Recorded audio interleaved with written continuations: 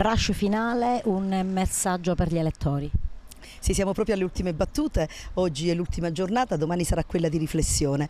È una campagna elettorale davvero entusiasmante e se questo deve essere un appello mi voglio rivolgere ai cittadini agrigentini, ma mi voglio rivolgere alle agrigentine e agli agrigentini, alle tante donne. Dopodomani sarà una giornata di scelta, quella della domenica, e voglio dire alle donne che lavorano, a quelle disoccupate, a quelle che tentano di trovare un lavoro e non lo trovano, alle tante donne prigioniere in casa delle disabilità, dei minori o dei non autosufficienti, alle tante donne con figli e con droga, alle tante donne che tengono con grande sforzo insieme le famiglie, alle tante donne che si sostituiscono ai servizi che questa città non offre. E voglio rivolgermi anche agli uomini che amano e che rispettano le donne, agli uomini che insieme alle donne fanno comunque questa città ancora compatibile con i bisogni della famiglia. Dobbiamo insieme compiere una scelta. Io sono una donna e mi candido a governare questa città perché credo che questa città abbia bisogno di qualcuno che le voglia davvero bene. Stasera concluderemo questa campagna elettorale, la concluderemo a Piazza Cavour,